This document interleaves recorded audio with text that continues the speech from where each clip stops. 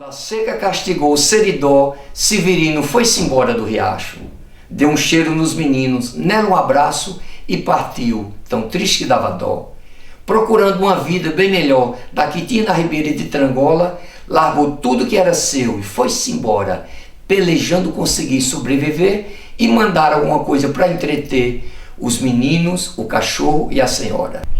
Muitas léguas caminhou estrada fora, precisando encontrar ocupação, de alpercata e na cabeça um matulão, prosseguiu passos firmes sem demora, se lembrando da família e de hora em hora, persistente, só pensava no seu lar.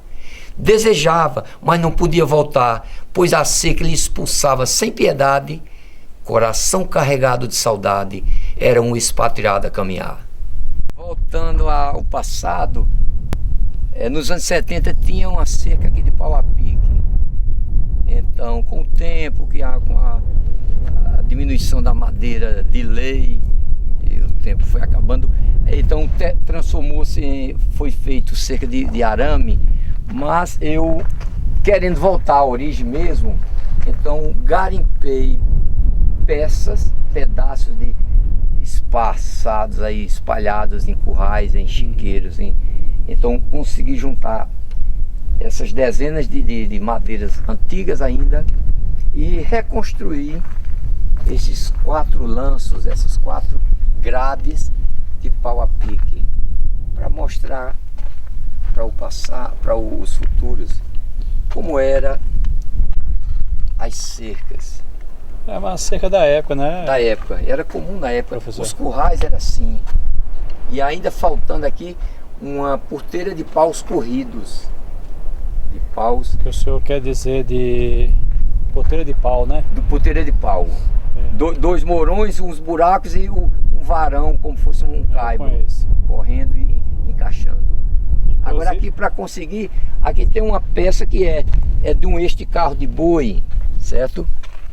Tem outra peça que foi parte do pneu, né? Parte do pneu de um carro de boi, da roda. Aqui foi de uma porteira, ó. Botava aqui a mão de porteira, aqui foi de outra porteira. Então eu fui garimpando. Aqui tem algumas pedras. Aqui a região é rica em pedra, tem outra lá, certo?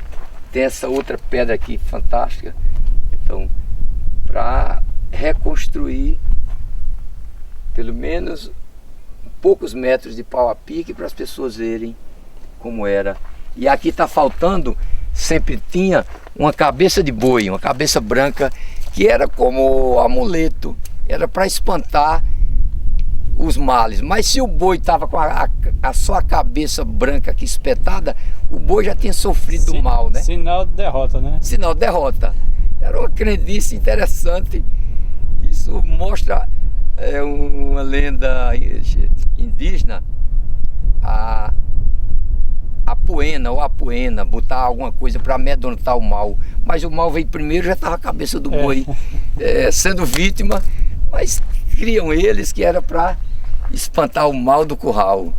Essa casa da madrinha Francisca, a madrinha do meu avô, que faleceu em 1930, ela ia todo ano no Juazeiro. Ela era uma das beatas, não sei como dizer assim, não, devota, beata, não, né? Devota do Padre Cício. Uhum. Eu tenho um bilhetinho escrito pelo Padre Cício para ela, em 1926. Ela faleceu em 1930, Padre Cício em 1935. Então veja, essa casa aqui, ela antiga, ela tem mais de 100 anos de erguida. Professor, mas sempre tinha essa divisão de sala ou não? Olha, a sala ela foi feita de 2 etapas. Entendi. Ela foi feita. Aí a frente antigamente era ali. Era aí, era essa frente. Aí depois fizeram essa parte, até porque o piso é outro. Certo. Mas veja só, que estrutura. Uma sala de 4 metros por 7, que dá um baita de um samba, mas seria um pecado cimentar esse tijolo, né? Tijolo de 12 polegadas, antigo. Só está faltando uma vassoura, mas a palha de carnaúba já está aqui para ser feito.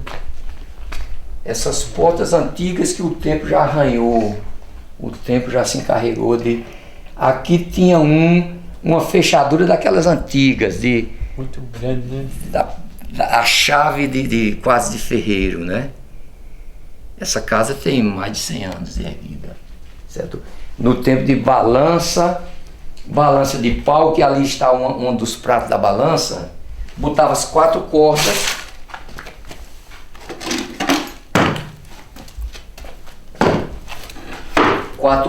e juntava aqui, e o pau da balança aqui, onde pesar algodão, pesar mamona, pesar carneiro gordo, certo? Pesar arrobas de coisas que aí na várzea produzia. Certo. Hoje capoeirou, o sítio, a Jurema tomou conta, as secas mataram a fruteira, mas já foi... Meu pai, quando rapaz, eles plantavam cana na várzea, faziam mel num tacho de cobre que ainda existe, e do mel para comer com macaxeira. Comia pratos de macaxeira da várzea com mel de engenho, que também da várzea. Então, isso uma relíquia, um resto de um passado diferente desse nosso atual. Marcas dos santos, do coração de Jesus, que está com mais de 100 anos, ainda existe. E esses tornos de madeira, tornos de bom nome, cada um você vê que... Era certo? bom nome, Bom nome, era o ideal. Era a madeira, né? A madeira, um ideal. Aí é uma parte para aqui e a outra para o outro lado. Ah, entendi. Ele ultrapassa as duas paredes. Todos eles, é um gancho aqui e outro lado, passando um tijolo de 12 polegadas. Ô professor, era comum ter armador assim na sala, né? Porque os homens dormiam normalmente em redes, e uma casa, se fosse movimento de trabalhadores, de vaqueiros, de viajantes, dormiam na sala. Visitante, sempre dormia na sala. Sempre na sala. O quarto do casal no centro, sempre protegido por cômodos, ele aqui. Um quarto das moças, né? Tinha sempre um quarto separado, mas a almarada aqui, ou no armazém. Aqui tem um armazém onde...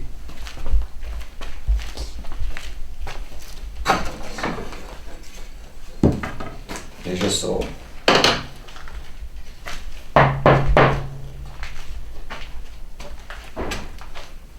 O armazém também. Aqui um grande depósito que infelizmente foi roubado aqui.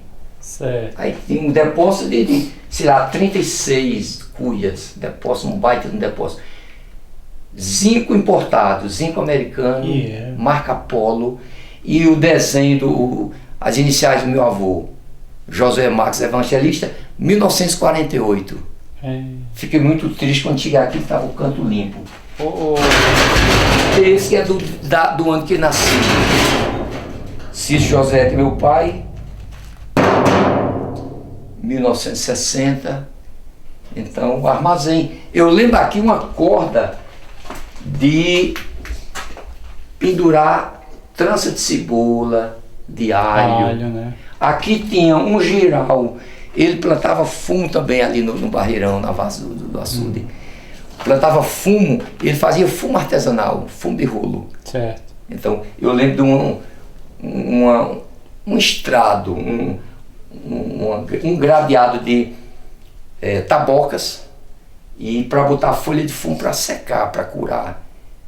Eu lembro disso aqui, coalhado de cebola roxa, cebolinha miúda. Uma gamela dessa é da época. Tá aqui as relíquias ainda. Uma cela, Uma cela antiga que é mais nova, mas uma cama de couro que é mais velha. Cama de couro é muito raro, né? Dificilmente você vai encontrar cama de couro hoje. Né? Isso aí. Cama de couro curtido. Isso aí tem muitas décadas. O resto... Ali também tem 2 ancoretas, né? 2 ancoretas. Carregar água. Isso aqui de um carro de boi. Era a tramela de arriar a carga, né? Arriar o quadro. Certo?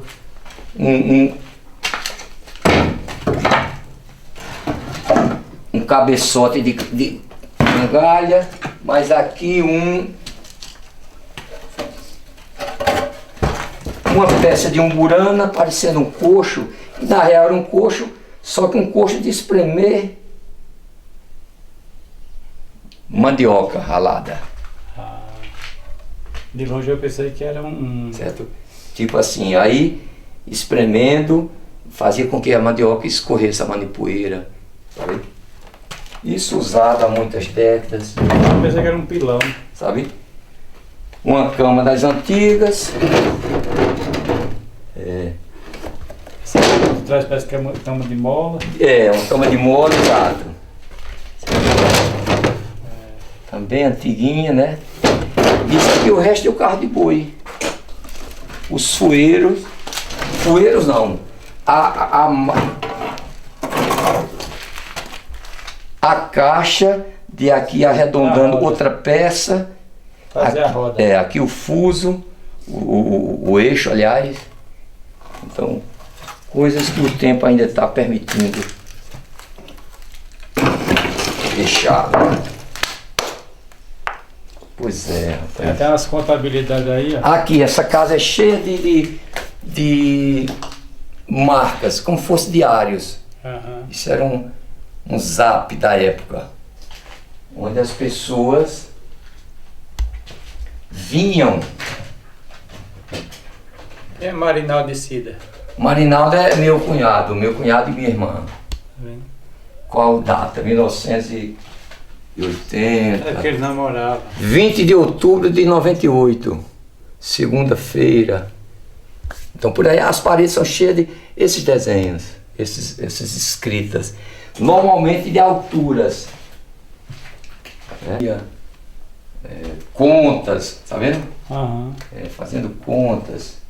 Isso daqui servia pra quê, professor? Esse de cá?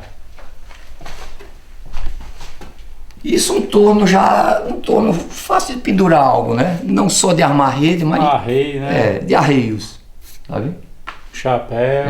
E alguma coisa que pendurava também, a chaminé, o candeeirinho. Uma coisa que eu estava observando aqui, essa fumaça. Essa fumaça na parede. Uma chaminé. Uma chaminé que clareava. É um vidro com um pavio diferente, pavio moderno, chatinho, né? Pavio de candeeiro feito manualmente.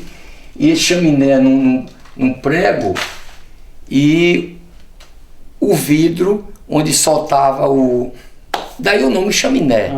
A chama, né? Chaminé. Chaminé já vem do francês, a influência. E a fumaça concentrada num ponto só. Sujava ali outro, certo? E assim, contas, nascimento de bezerros.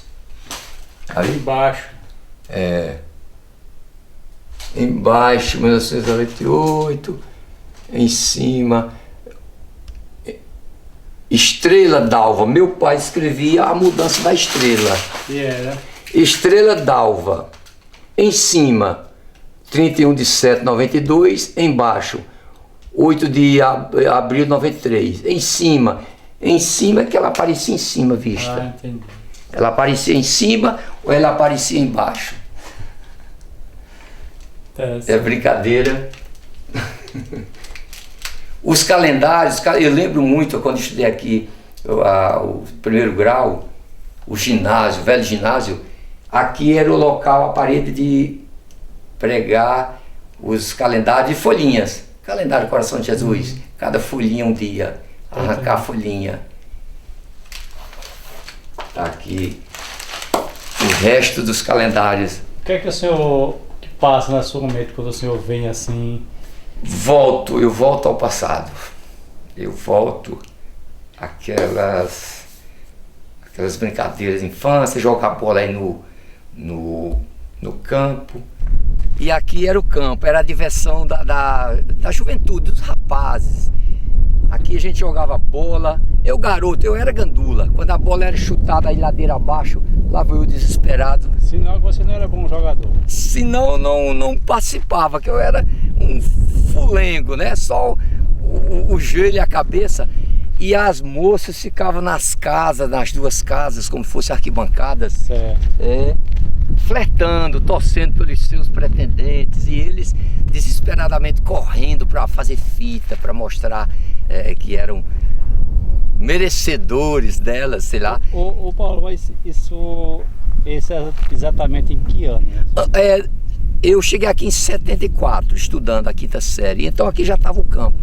Ou seja, Década de 70, o né? Brasil tricampeão em 70, no México. Então a partir daí, a efervescência da juventude de adquirir uma bola e fazer um campo.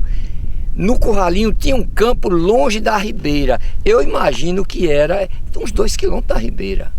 Então a rapaziada ia jogar bola lá, longe do povo.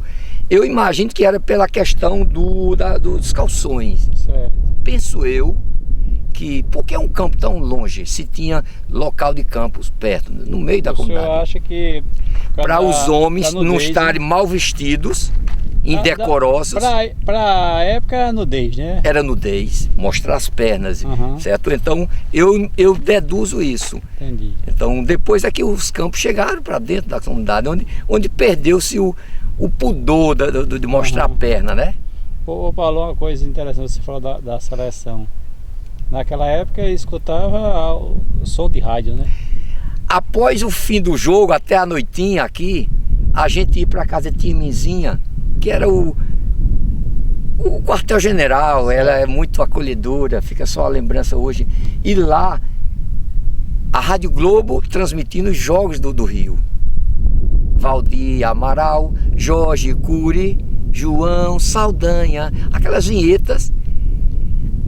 Banheira! Quer dizer, aquelas vinhetas que eles criaram e que a gente acompanhava cada domingo, eles narrando o Fla-Flu deles, o Vasco e tal. Quer dizer, e o Rio de Janeiro na efervescência, né, anos 70, e os times cariocas. Por aqui, quem era as pessoas torciam mais para qual time? Era misturado. Interessante, o chique da época era uma bicicleta. Certo. Não tinha moto ainda, quem tinha dinheiro para moto? Tinha alguma lambreta na vila, eu lembro de Josete, o dentista tinha uma lambreta. Mas a bicicleta, quando algum colega chegava do Rio, Paulo e Pedro vinham do Rio de Janeiro, e Santa Cruz já comprava um Monark. Chique chegava aqui para o samba, visitar as famílias, no Monark. E as bicicletas tinham a sela, a capa da sela com o time de preferência. Do coração.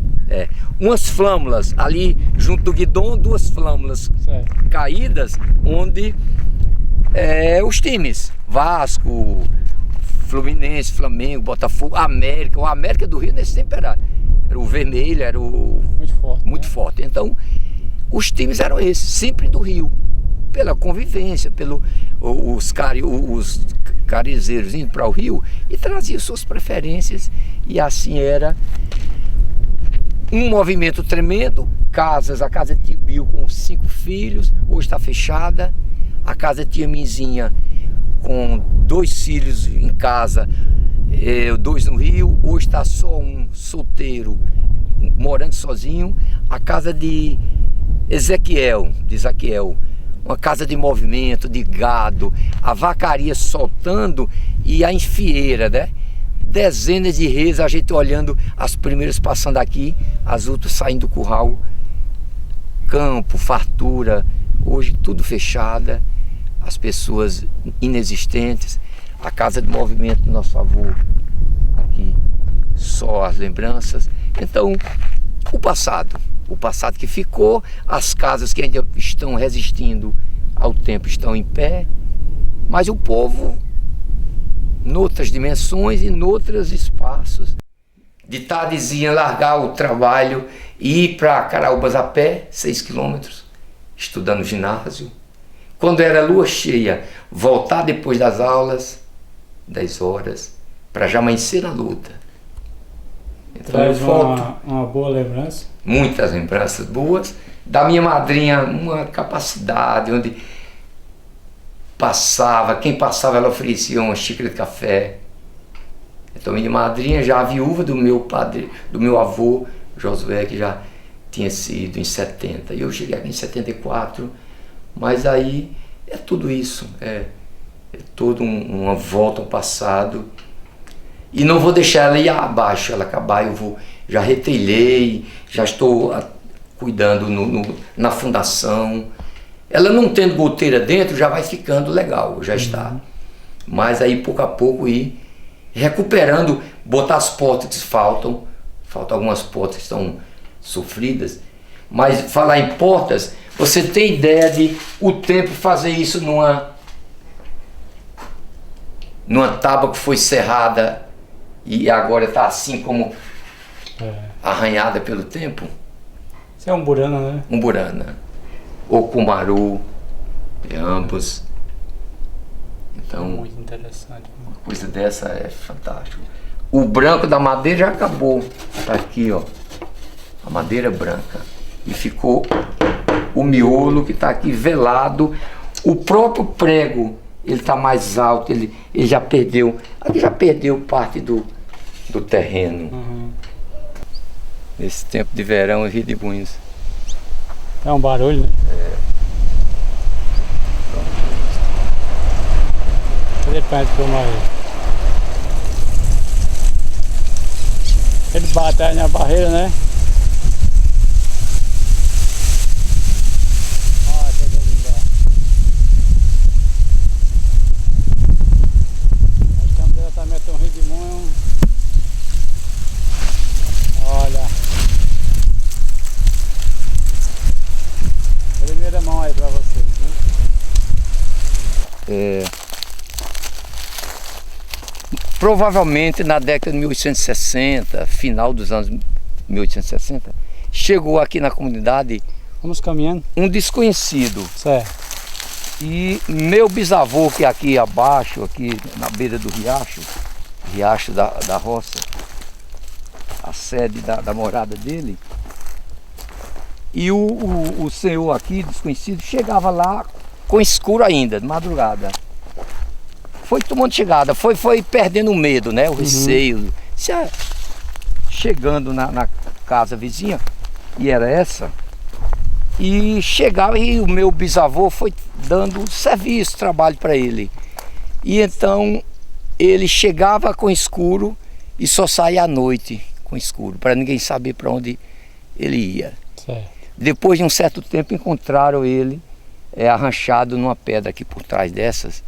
Então ele chegou dizendo que chamava-se Zebão. Zebão. E por Zebão conhecido ficou. Nunca foi na vila da Caraúba. Ele mandava o meu bisavô comprar alguma coisa, algum fósforo, sal. Depois de anos ele casou-se, né? Arrumou um casamento com uma moça velha aqui próximo. Fez uma casinha de taipa aqui na frente, até uns 100 metros, aqui no alto. E morreu na cólera de 1877. Meu Deus. Ele morreu na cólera. Meu pai conta que o meu avô contava que vai passando de geração. Ele foi enterrado ali num cemitério velho, ao lado da igreja de São Pedro. E no outro dia os cachorros tinham arrancado, estava com uma perna dele ali pro lado do alto do cruzeiro. Andando na rua ali. Enterrado raso e tal. Resultado, morreu na cólera de 1877. Então aqui ele se arranchou, tinha um roçadinho aqui e tal. E como eu falei, casou-se uma taperinha de taipa ali aqui na frente, mas... Professor, mas além dele assim, tem relato de outras pessoas que morreram naquela época na cólera? Tem, olha, morreram muitas pessoas. Eu não sei nomenclaturar quem agora, além do Zebão, né, que conheço por família. Mas muita gente morreu na cólera e como não tinha cemitérios, pronto, as pessoas, na cólera de 1856, foi a primeira onda de cólera. Na cólera já no ano de 77, uma segunda onda. Então certamente já o cemitério ao lado da igreja e tal. Mas a igrejinha do Rosário, ela transformou-se em túmulos. Ela foi enterrada muita gente. Ali embaixo dela? No chão, no solo da igreja. Sabe, na igrejinha. Que está ali frente à Sei, rua. sei. E devido a isso é que aceleraram a construção de outra igreja. Porque uma doença desconhecida, letal, as pessoas fugiam até do espaço onde estavam os mortos.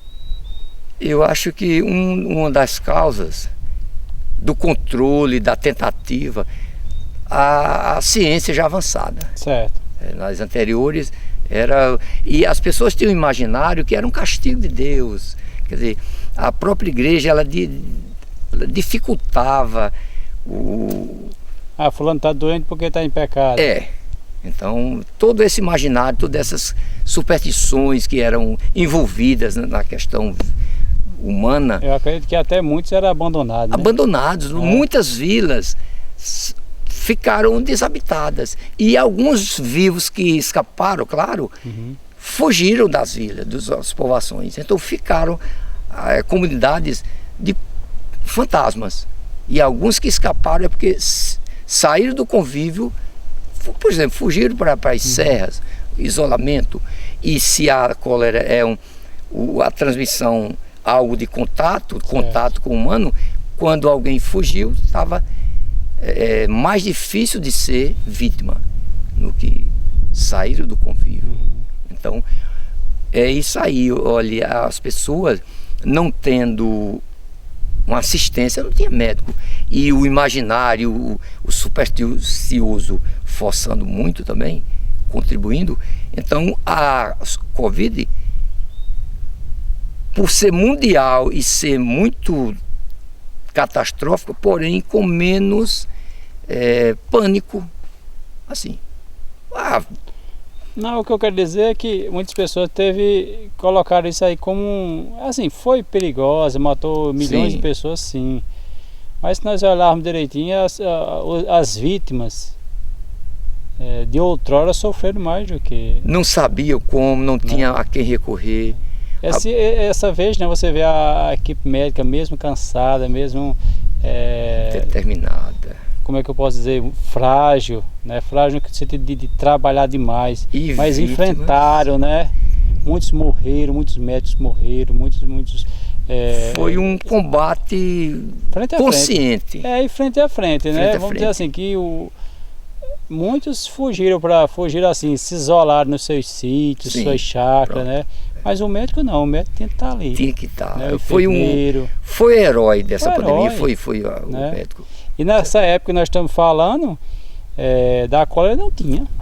Não tinha conhecimento, não tinha. Era como o que Deus quisesse. Aquela escapou, né?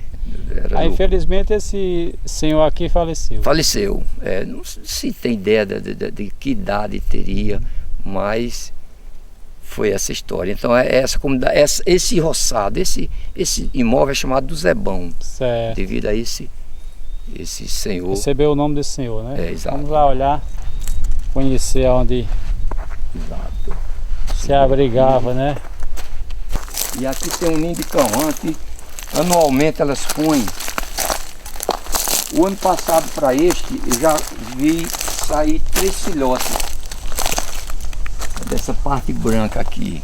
E foi. É nesse penhasco aqui que tem o ninho da cão-rã.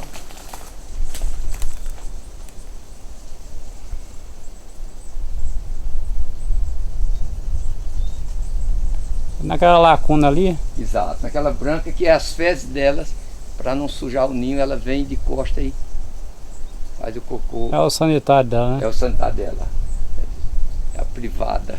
Esses 3 anos que eu estou aqui envolvido nesse sítio, trabalhando, fazendo a barragem, brocando, eu vi dezenas de cobras sendo trazidas na garra das cães adultas. E foi. Um casal.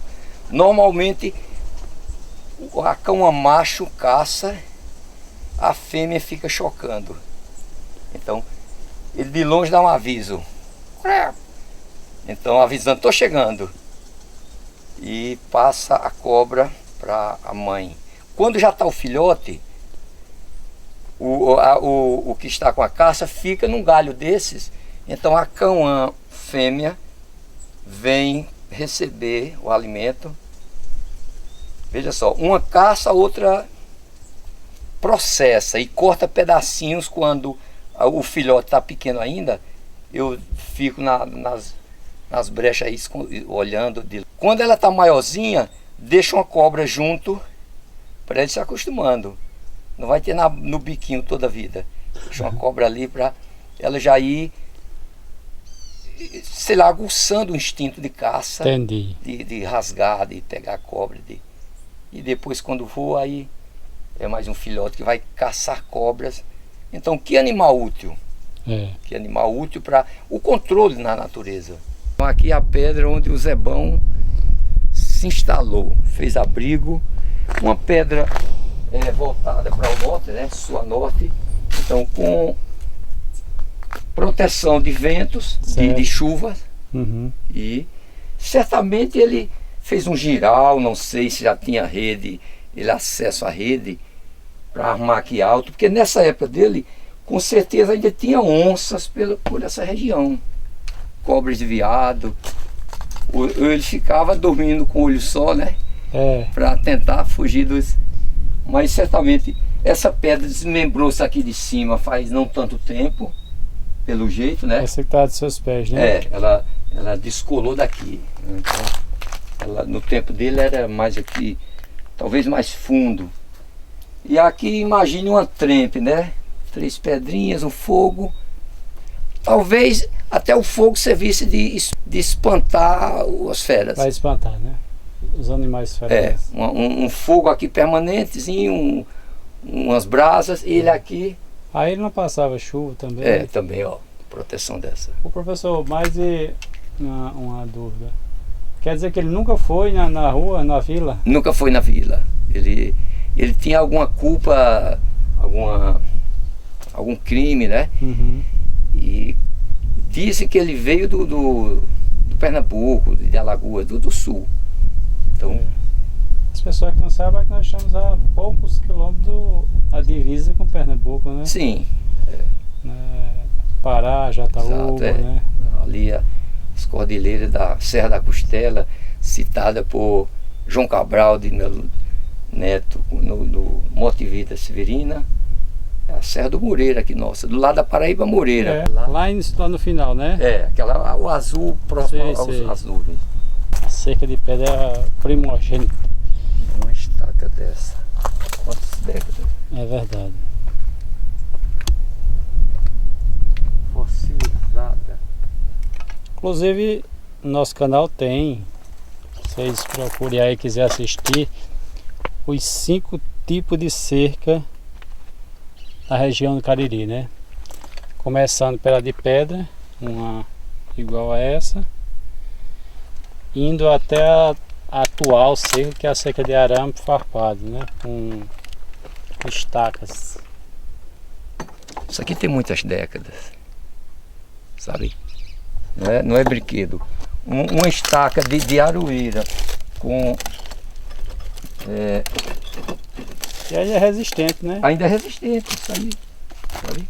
Então, só as boas, só as de miolo, o pereiro amarela, a jurema, a aroeira que ficou ainda para contar a história. Professor, eu nesse outro vídeo que eu falo das cercas, os trabalhadores citam, né, que a cerca de arame tomou espaço e hoje e comanda as cercas da nossa região. Sim. Simplesmente porque não tem madeira, né? Sim. Ou seja, a madeira hoje que explorada que nós conseguimos tirar um estaca, tirar um mourão é algaroba, né? É disponível, mais fácil, ou permitida. Justamente, porque naquela época tinha braúna, tinha aroeira, marmeleira. Duravam né? décadas, com mais cerca de pau a pique, aquela forquilha e os moleques de umburana, de miolo, de aroeira, de agico e tal. E cortaram todas, né, as maiores, foi raleando, foi desertificando. Também. E agora há um ano eu cerquei esse terreno, 800 braças de cerca, e eu não cortei uma estaca aqui de dentro. Eu trouxe de algaroba, lá da beira do rio. Então eu podia ter feito a madeira nesse local, esses angicos. Certo. Mas eu digo, não, fica o original. Aqui é abrigo, é alimento de papagaios, de pica-paus. Aqui tem pica-paus de 2 espécies aí. Ou seja, eles chegam beliscando uma casca dessas, tem um cupim, procurando Um besouro. um besouro, sabe, um pulgão, porque você tem que pensar no amanhã. Isso não ia me adentrar muito, cortar, deixar deserto aqui. E ali na frente, onde estou fazendo o barreiro, é a própria, vamos dizer, a crista do serrote com a madeira vai proteger mais a água de ventos de um ano para cá. O bode que possivelmente podia fazer isso. Podia fazer isso, mas que não entrou, né? Faz mais de ano que agora, não entra um bicho. Como é que Saiu um mocó. Como é que a gente pode explicar isso? O ser humano mais sábio que queira ser, né? Como é que um mocó faz isso? Ó, cheio de espinho, tá vendo? Vocês veem pertinho aqui, isso é espinho. O mocó está se alimentando. Ele rói todinho, ó, deixando os espinhos ali, ó. É brincadeira. Ó. Olha o montante de espinho ali que ele deixou. Jogando no chão mesmo, cara. É. Ele comeu e deixou. É como se estivesse comendo um peixe, né?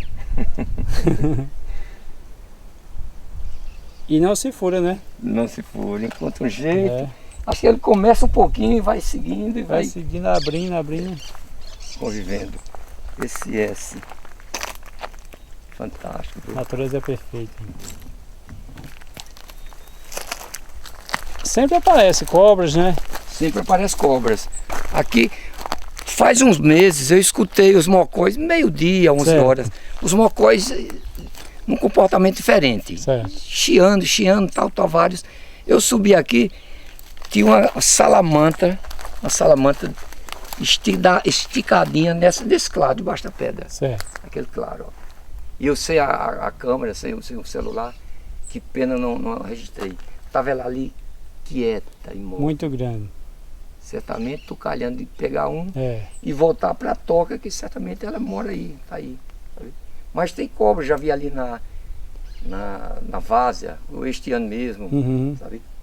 Cobras de vários tamanhos, e cobras verdes, cobra preta, cobra cascavel, já vi este ano aqui. E só fica mais assim em reserva, né? Porque o ser humano começa a destocar, né? Exato. Aí... Queimar e matar, e também onde tem alimento. Aqui com tanto mocó, tanto preá, preá, né? então elas encontram. E aqui o abismo, né? O índice da...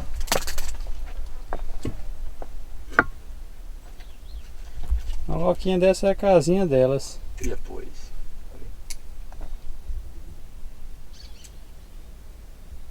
Imagina uma casa que... Você tem medo de altura, pessoal?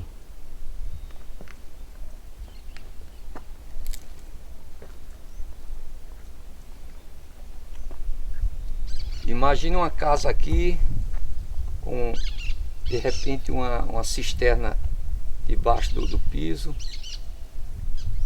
Cisterna legal. E a visão, né? E a brisa. Aqui Você tá... só não vai ter calor, né? Exatamente. Maravilha, né? Quem sabe um dia terá uma casa aqui para você estar perto. Descer aqui umas escadas, né? Um degrau talvez. Tá na várzea, um pouquinho ali no barreiro para pegar água. Pois é, esta barragem começada pelo meu avô há 70 anos, quando barragem de pedra emmalada, pedra sem argamassa. E agora de posse nossa, esse terreno, eu estou construindo uma de pedra e cimento, mas lá pela frente já está assoreado, já tem o aterro, né? A várzea já foi feita durante décadas. E eu construindo agora de cimento para segurar a umidade, prender realmente a água, porque numa região seca dessa a gente tem que pensar como amarrar a água, né? Então, que seja em reservatório, que seja numa várzea umedecida, barragem subterrânea ou similares, parecidas. Então eu estou na luta dessa para melhorar o sítio e assim é a luta do sertanejo, ou melhor, do caririzeiro, especialmente com o convívio com a seca, porque se você circula num ambiente desse, como pensar em ter frutos? Tem que fazer algo diferenciado para que dê condições de tirar alguma espiga, alguma bagem de alguma coisa, não é? Aí como foi que você começou aqui? Iniciou como? Olha, eu comecei há uns 3 anos, que essa parte, aqui outra baixa, ali na frente tem outra parte. Comecei nas férias, eu que resido em Campina Grande, então eu venho nas férias e pego. Essa pandemia foi benéfica para mim no caso de disponibilidade de tempo. Ficar mais aqui, né? Ficar mais aqui. As aulas remotas eu ia em Campina Grande e punha trabalhos para os alunos, mas escapulia para esse local onde eu chego cedinho, só saio à noite, porque aproveitando horas frias também. Fez sozinho até aqui? Sozinho, eu estou trabalhando e pretendo continuar sozinho, mesmo tendo perdido aqui uma cabeça de dedo. Como foi esse acidente? Conta aí. Este acidente, eu aqui querendo usar uma pedra boa de face, uma pedra especial, então de escolher ela na alavanca, que a alavanca me ajuda muito, alavanca e um escorregador de pedra que tem do outro lado. Então estava ela legal, fui puxar das demais, mas aí ela perdeu o controle, certo. Fugiu do controle, eu rapidamente puxei a mão, mas não deu tempo, o dedo, agora decepou, ficou a cabecinha não pulando como rabo de lagartixa, de cobra, né? Mas ficou, sabe, sobre a outra. Mas tudo bem, então eu pretendo construir sozinho para ver quantos dias usarei. Já vão mais de 200 dias. Mais de 200 dias de trabalho. Quer dizer, essa parte, repito, e outra ali que nós vamos ver. E mais de 200 sacos de cimento também. Eu faço forte, aqui meio exagerado, porque... Fica de certa forma seguro, né? Seguro. E a mão de obra é barata, o pedreiro não cobra. A pedra em cima aqui escorregando muito da parte alta para ir. Matéria-prima seca de pedra você tem muito, né? Tem muita. E se desse, quebrasse pedras aqui, daria para construir um castelo de repente, né? Ô Paulo, eu tô vendo que você tem uma geladeira artesanal ali, né? Isso aí, olha, uma panelinha nova com água doce, uma rapadura. Então a tardezinha não é muito ruim não, né? Aí eu trabalho sempre 11, 12 horas por dia. Eu tenho um Chicão, que é esse ajudante, é um cara retado. Eu ponho pedras grandes sobre ele e vou com a alavanca empurrando, né? Esse trilho, né? Duas linhas. Então ele já ajudou-me demais. Sim, evitar que a água escoe no inverno e fique de certa forma rápido, enxugue. E aqui pega a revença do barreiro que está ali mais à frente. Então o barreiro vai rever e essa construção vai segurar a umidade e ao mesmo tempo está segurando o aterro, né? Essa lama, esse estrumo, folha, fica tudo aqui na várzea.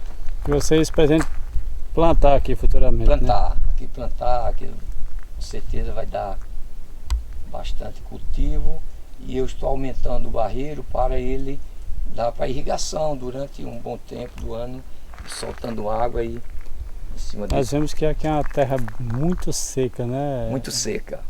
Não é à toa que Paulo, se olhar para o outro lado é dessa forma. Se não armazenar na hora da chuva, na época da chuva, melhor dizendo, não tem condições de pensar, né? de plantar algo. De plantar, de criar alguma Porque coisa, né? Imagine antes deste esbarro d'água, não, de areia, com essa barragem seca de pedra que eu estou desmanchando para fazer a outra. Eu estou desmanchando a antiga do meu avô. Mas já existia? Já existia. Vamos dar uma olhadinha. Vamos lá. Imagine que quando aqui era fundo, tal qual ali. Então, não dá para pensar em roçado. Mas a perseverança, a esperança que o tempo se transforma, o tempo transforma as coisas. E aí, isso aqui tudo é terra fértil ali, isso é lama, é aterro que a água de certa forma levou, né? Não levou e foi sentando. A água vem barrenta, tendo uma parada, a goma, como são elementos minerais mais pesados, senta. E aqui, esse aterro, essa vaga toda. E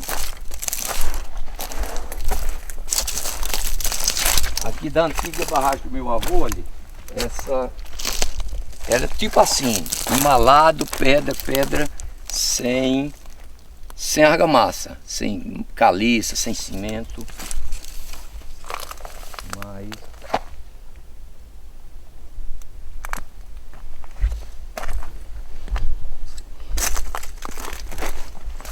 aqui tem uma parte melhor de você pegar onde. Veja só. Essa estaquinha posta pelo meu avô há décadas. Está aqui desde quando ele construiu. Eu estou deixando ela para o tempo que cabe. Aproximadamente quantos anos esse paredão de pedra aqui? Olha, foi na década de 50 que ele começou. Ia aumentando, ia trazendo, ia montando. E hoje estava dessa altura. Eu construindo por trás essa outra. Mas isso aí é o resto da original, sabe? Lembrando que ele não tem as ferramentas que você tem hoje, né? Exato, isso era carroça de mão, era banguê, era mais a determinação. Eles pegavam pegado, né? Então ia arrumando. E era a perseverança, porque minha madrinha disse que cada vez que ele vinha de casa, que fica aí por trás do alto, vinha pro roçado, ele trazia uma pedra. Cada vinda trazia uma pedra, ajudando para quando fosse embalar, já ter material próximo, né? Já ter material próximo, começado, né? Aí, aqui agora eu estou usando, veja só, para fazer essa fazenda. Essa aí, e a outra parte ali. Então quando aquela parte que está definitiva vindo ali, ainda pega 1,5 m aqui. O senhor pretende igualar aqui? Igualar, trazer de lá, ó, naquele nível que está o cupim. Ali, aqui no meio pega 1,5 m aproximado aqui. E vir aqui para os nossos pés e niveladamente ele chega bem para cá. Aqui tem uma barragem de pedra seca que meu pai fez para evitar que a água, o aterro fosse embora. E ele era um pequenininho junto à porteira. Devido à água passando aqui, tirou alguma terra que porventura tinha.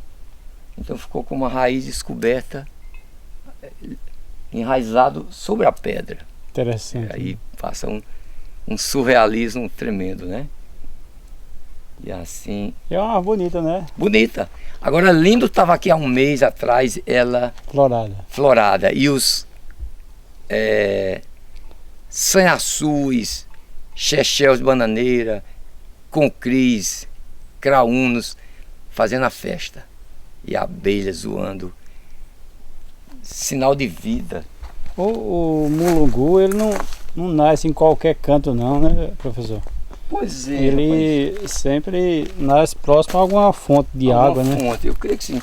E esse do nada, veja só, tá, eu lembro dele fino, pequeno. Eu, estudante, vinha do Pernambuco aqui, vinha no roçado. E ele, um finotinho aí, há 30 anos. Mas está aí com um bom porte e vai ficando, porque eu não pretendo tirá-lo desse canto. Isso aqui era o sangradouro do antigo barreiro, né? Barreiro de roçado. Isso meu avô fez há várias décadas. E a parede de terra construído em couro de arrasta ainda, amansando bois, amansando os garrotes brabos, puxando couro cheio de terra, amansava ou amansava. Então era assim que... Hoje são tratores, está aqui a máquina. Interessante, né? A evolução, a utilidade em cada época Interessante que eu vejo também, professor, é que o cor de arrasto, a quantidade que levava, Sim, né? uma mucutinha ali, né? Bem pouquinho, né? Aí é a paciência. Hoje nós utilizamos caçambas, né? Caçambas, sabe? É. Máquinas. Então hoje eu estou aumentando ele aqui.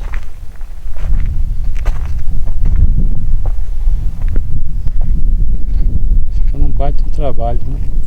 Tá ficando legalzinho, sabe?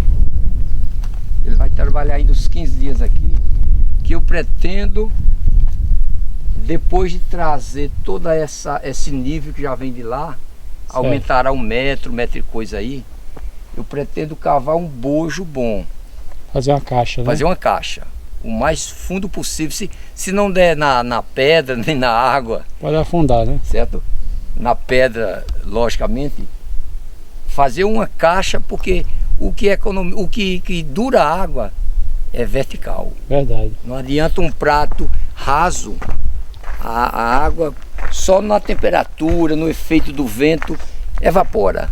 Então, o prato raso, ele esfria a comida mais rápido. Pronto, então o barreiro raso, ele rapidamente evaporado. Então, eu quero investir principalmente num buraco aí, se possível uns 2 metros, por alguns compridos, um retângulo bom aí, e aqui fazer um sangradouro.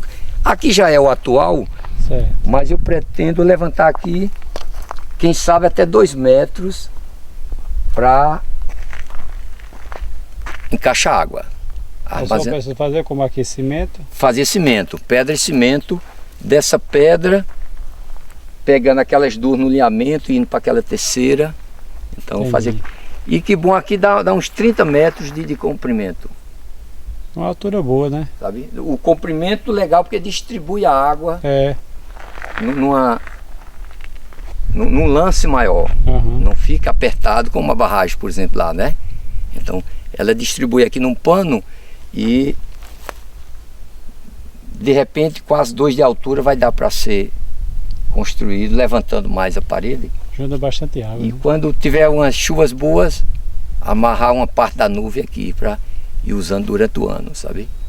É o meu projeto de convivendo, se preparando, fazer silo, culturas anuais, culturas mais rápidas, porque depende da disponibilidade de água. Mas é possível movimentar com o Cariri com os anos dessa forma, né? O Cariri tem jeito, né? Tem jeito. É só procurar o jeito certo e não esperar cair do céu, né? Exatamente. Cair do céu é só a chuva. E preparar-se para quando cair a chuva, segurar o possível dela.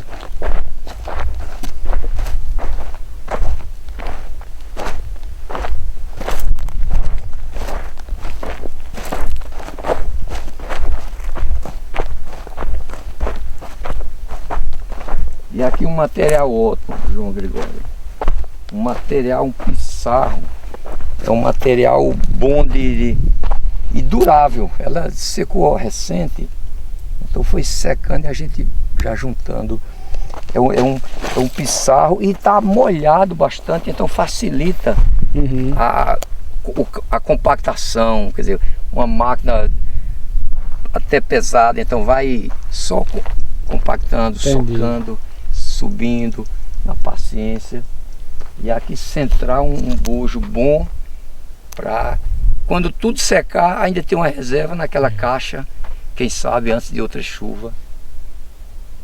Mas eu creio que com essa caixa d'água molhará bastante a vase lá de trás, né?